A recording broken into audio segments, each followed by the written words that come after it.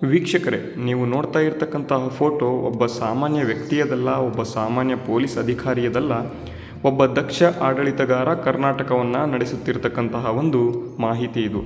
ನೋಡಿ ವೀಕ್ಷಕರೇ, ಎಲ್ಲರಿಗೂ ಕೂಡ ನಮಸ್ಕಾರ, ಸ್ವಾಗತ ನಮ್ಮ ಒಂದು ಚಾನೆಲ್ಗೆ. ಗೆಳೆಯರೇ, ಪೊಲೀಸ್ ಅಂದ ತಕ್ಷಣ ನಮಗೆ ನೆನಪಾಗ್ತಕ್ಕಂಥದ್ದು ಲಾಠಿ ಚಾರ್ಜು ಮತ್ತು ಗಾಂಭೀರ್ಯ. ಆದರೆ ಅದೇ ಪೊಲೀಸ್ ಸಮವಸ್ತ್ರದಲ್ಲಿ ಒಬ್ಬ ಗುರುವನ್ನು, ಒಬ್ಬ ಮಾರ್ಗದರ್ಶಕರನ್ನು ಇಲ್ಲಿ ಕಂಡರೆ ಹೇಗಿರುತ್ತೆ? ಹೌದು ವೀಕ್ಷಕರೇ, ಇಂದು ನಾವು ಮಾತನಾಡುತ್ತಿರುವುದು ಕರ್ನಾಟಕ ಪೊಲೀಸ್ ಇಲಾಖೆಯ ಹೆಮ್ಮೆ ಅಂತಲೇ ಹೇಳಬಹುದು. ಸಾವಿರಾರು ಯುವಕರಿಗೆ ಸ್ಫೂರ್ತಿಯಾಗಿರ್ತಕ್ಕಂತಹ ಒಂದು ಸುಧೀರ್ ಸರ್ ಅವ್ರ ಬಗ್ಗೆ ನಾವು ಈಗ ಮಾತಾಡ್ಕೊಳ್ತಾ ಹೋಗೋಣ. ಒಬ್ಬ ದಕ್ಷ ಆಡಳಿತಗಾರ, ಕರ್ನಾಟಕ ಒಂದು ಮಂಗಳೂರಿನ ಒಂದು ಅಧಿಕಾರಿಯಾಗಿ ಯಾವ ರೀತಿ ಇಲ್ಲಿ ಅವರ ಒಂದು ಅಧಿಕಾರವನ್ನು ನಡೆಸ್ತಾ ಇದ್ದಾರೆ, ಯಾವ ರೀತಿ ಕೆಲಸವನ್ನು ಮಾಡ್ತಿದ್ದಾರೆ, ಅದು ತುಂಬ ಇಂಪಾರ್ಟೆಂಟ್ ವೀಕ್ಷಕರೇ. ಅದಕ್ಕಾಗಿ ಈ ಒಂದು ವಿಡಿಯೋನ ಮಾಡಿದ್ದೇನೆ.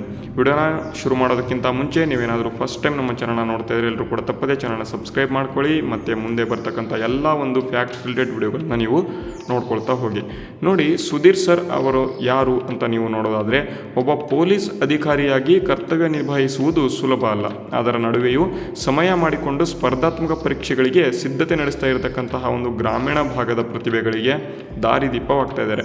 ಸುಧೀರ್ ಸರ್ ಅವರು ಅವರ ಒಂದು ಮಾತಿನ ಶೈಲಿ ಆಗಿರ್ಬೋದು, ಆ ಒಂದು ಆತ್ಮವಿಶ್ವಾಸ ಆಗಿರ್ಬೋದು, ಮತ್ತು ಸಾಮಾನ್ಯರಿಂದ ಬೆರೆತಕ್ಕಂಥ ಒಂದು ಗುಣವೇ ಅವರನ್ನು ಇಂದು ಈ ಒಂದು ಕರ್ನಾಟಕದ ಮನೆ ಮಾತಾಗುವಂತೆ ಮಾಡಿದೆ.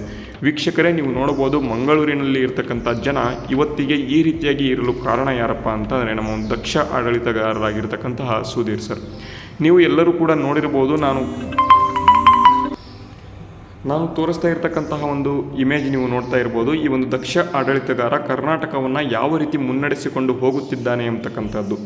ನೋಡಿ, ನಮಗೆ ಪೊಲೀಸ್ ಅಂದ ತಕ್ಷಣ ನಮಗೆ ಬರ್ತಕ್ಕಂಥದ್ದು ಲಾಠಿ ಚಾರ್ಜು, ಮತ್ತು ಇಲ್ಲಿ ಅವರು ಕಂಡರೆ ಹೆದರಿಕೆ, ಮತ್ತು ಇಲ್ಲಿ ನಾವು ಎಲ್ಲಿ ಬೈಕ್ ತೆಗೆದುಕೊಂಡು ಹೋದಾಗ ನಮಗೆ ಫೈನ್ ಹಾಕ್ತಾರೋ ಎಂಬತಕ್ಕಂಥ ಒಂದು ಹೆದರಿಕೆ ನಮಗೆ ಇದ್ದೇ ಇರ್ತದೆ.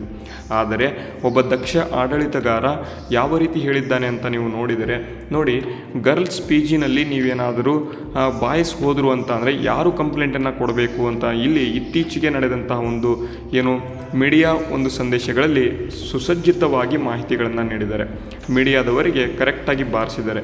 ನೋಡಿ, ಒಬ್ಬ ಗರ್ಲ್ಸ್ PGಗೆ ಒಬ್ಬ ಬಾಯ್ ಅಥವಾ ಒಂದು ಹುಡುಗ ಹೋದ ಅಂತ ಅಂದರೆ ಅದಕ್ಕೆ ಕಂಪ್ಲೇಂಟ್ ಕೊಡ್ತಾ ಇರತಕ್ಕಂಥದ್ದು ಬೇರೆ ಯಾರೋ ಇನ್ನೊಬ್ಬರು ಅಲ್ಲ, ಆ ಒಂದು ಗರ್ಲ್ ಅಥವಾ ಆ ಒಂದು ವುಮೆನ್ ಯಾರಿರ್ತಾರೆ ಆ ಒಂದು ಹುಡುಗಿ ಕಂಪ್ಲೇಂಟನ್ನು ಕೊಡಬೇಕು. ಯಾರೋ ಇನ್ನೊಬ್ಬರು ಕಂಪ್ಲೇಂಟ್ ಕೊಟ್ಟರು ಅಂತ ನಾವು ಅವರಿಗೆ ಏನು ಮಾಡ್ತೇವೆ ಅಂತ ಅಂದರೆ ಅವರ ಒಂದು ಮೇಲೆ ಆ್ಯಕ್ಷನನ್ನು ತೆಗೆದುಕೊಳ್ಳೋದಕ್ಕೆ ಆಗೋದಿಲ್ಲ. ಈ ರೀತಿಯಾಗಿ ತುಂಬ ನಡೀತವೆ. ಆದರೆ ಒಬ್ಬ ಸಾಮಾನ್ಯ ಒಂದು ಪ್ರಾಮಾಣಿಕ ವ್ಯಕ್ತಿಯಾಗಿ ನೀವು ಗಮನಿಸಿದರೆ ನಮ್ಮ ಒಂದು ದಕ್ಷ ಆಡಳಿತಗಾರ ಸುಧೀರ್ ಸರ್ ಅವರು ಇತ್ತೀಚೆಗೆ ನಡೆದಂಥ ಒಂದು ಇದರಲ್ಲಿ ಕರೆಕ್ಟಾಗಿ ಮಾಹಿತಿಗಳನ್ನು ಅಥವಾ ಅವರಿಗೆ ಕರೆಕ್ಟಾಗಿ ತಾಕುವಂತೆ ಇಲ್ಲಿ ಹೇಳಿದ್ದಾರೆ. ನೋಡಿ ವೀಕ್ಷಕರೇ, ಯುವ ಜನತೆಗೆ ನೀಡ್ತಾ ಇರತಕ್ಕಂಥ ಒಂದು ಸಂದೇಶ ಇಲ್ಲಿ ನೋಡ್ಬೋದು. ಸುಧೀರ್ ಸರ್ ಅವರು ಕೇವಲ ಪಾಠ ಮಾತ್ರವಲ್ಲ, ಬದಲಾಗಿ ಬದುಕನ್ನು ಎದುರಿಸುವುದು ಹೇಗೆ ಎಂದು ಇಲ್ಲಿ ಕಲಿಸಿಕೊಡ್ತಾ ಇದ್ದಾರೆ.